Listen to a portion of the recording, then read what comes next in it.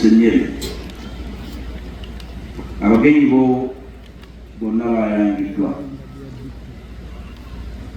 nzikiriza n'obuwombeefu nsabe bano abatudde owuli gyentudde baddemu bakwebaze mukama wange.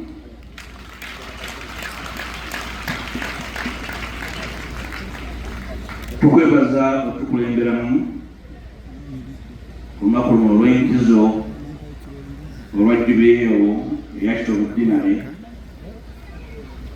nankubadde essaza lyo lirimu dinari eziwerako,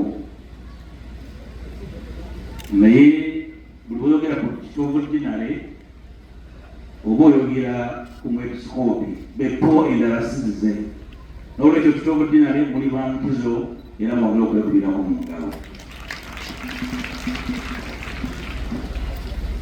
Muganda wa Mukama Omusumba ndi wa parish y'Ekimanya kubanga amakala gali mu Soweto. Ab'okusala bagamba ndi waabwe kubanga nazimbayo essomero, n'abisooka bagamba ndi waabwe kubanga gye nakulira, n'olwekyo ndi wa Kitovu Dinari mukama wange namu ekiggumiza kugumiza nti ndi wa Kitovu Dinari. Tukwebaza otuyigiriza n'otusomesa n'otuwabula anti gwaddene era eddoboozi lyo n'abalowoozi ag'abepisikoopi mu Uganda ku nsonga z'obukulembeze tugawulidde. Okuwuliriza kimu, okuwulira kimu, okuwuliriza kyakubiri.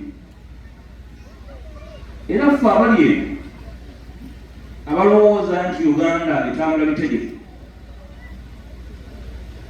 ng'eddoboozi lya Expo Conference lyafuluma ku bintu eby'enjawulo,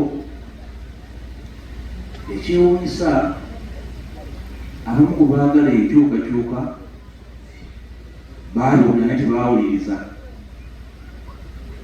Abaali beesunga akalulu katuuse weekali mu mbeera yonna gye bagenda okutuukiramu ey'ebitegeka bwe tutambula. Mukama atubeere, tukayitemu mu mirembe, ate abantu bano be bakiikiridde abatali wano bafune embavu ezironda obukulembeze mu makkati gaabwe nga tebalina ntengenezo. Mwami Kawonawo Kitovu Dinari ensonga gyakonyeeko ey'empisa kituufu eyinza ejja kuleeta obuvune ku ggwanga, oba oliawo eyinza obutalittirawo, naye ekinaaliwanika kalabba be bantu balamu okwekuniza ne batavaayo. Era essaala yaffe mu kiseera kino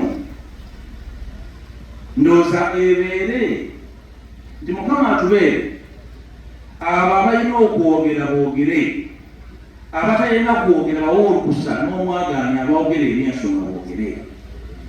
Byonna gye muli eyo ku byalo byammwe abantu bano bataaveeyo kwogera kituufu kubanga batya okubavuma. Kituufu omuntu adde okumuvuma n'okumuwemula kubanga n'okuwemula ekyatiisanga ennyo nga tekikyatiisa.